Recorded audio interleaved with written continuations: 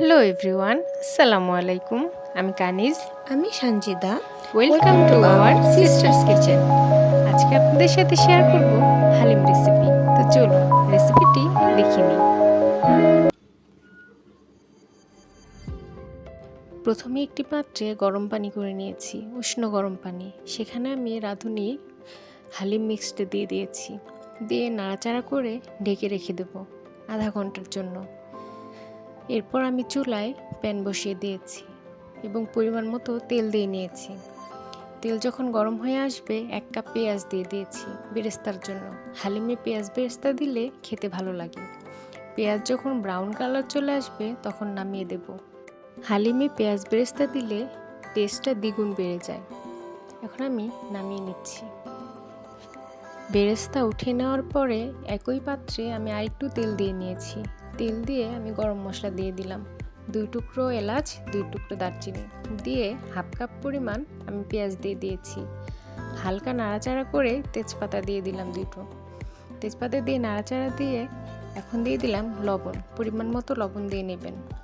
লবণ দিয়ে নাড়াচাড়া দিয়ে এখন দিলাম আদা রসুন বাটা।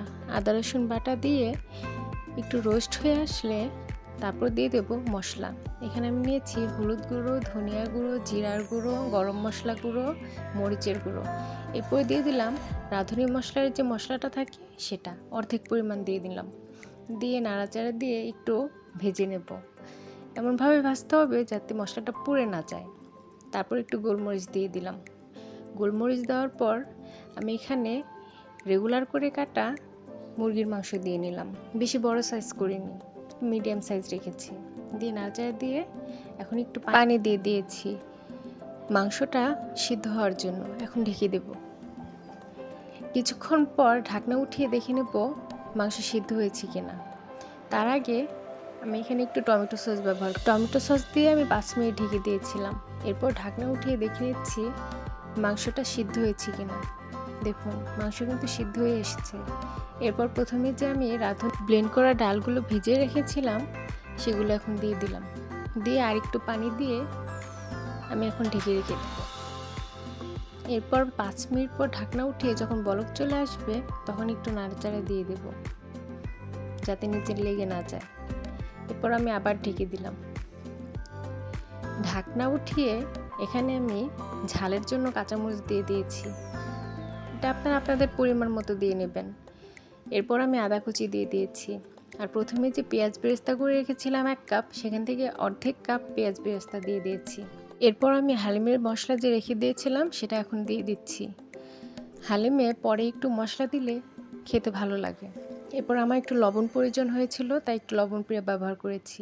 এরপর একটু গোলমরিচ গুঁড়ো দিয়ে দিয়েছি। তারপর আমি ঢাকনা দিয়ে ঢেকে দিয়েছিলাম। 5 মিনিট যখন হয়ে আসবে তখন আপনারা ঢাকনা উঠিয়ে দেখে নেবেন কী পর্যায়ে আসছে। দেখুন এটা যখন এরকম ঘন হয়ে আসবে এরপর হালিমের মধ্যে একটু ফোড়ন দিয়ে নেব।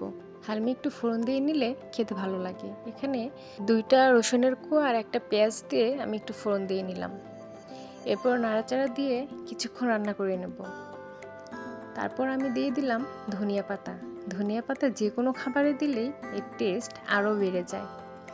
এরপর এই পর্যায়ে চলে আসলে আমি নামিয়ে নিচ্ছি। এখন একটু পরিবেশন করে নিচ্ছি। দেখুন তো কেমন ঘন হয়েছে, দেখতেও কিন্তু সুন্দর হয়েছে। আসুন এখন একটু পরিবেশন করি। পরিবেশনের জন্য আমি এখানে ব্যবহার করেছি পেঁয়াজ বেরেস্তা, কাঁচামরিচ, ধনিয়া পাতা, শসা এবং আপনারা এখানে তেঁতুলের টকও ব্যবহার করতে পারেন। তেঁতুলের টক ব্যবহার করলেও কিন্তু খেতে আমার দারুণ লাগে। এরপর আমি একটু মশলা দিয়ে নিলাম, হালিমের মশলা। দেখুন তো লোভনীয় লাগছে না? আমার ভিডিও যদি আপনাদের ভালো লেগে থাকে তাহলে অবশ্যই লাইক করবেন, কমেন্ট করবেন, শেয়ার করে আমার পাশেই থাকবেন। আল্লাহ হাফেজ, আসসালামু আলাইকুম।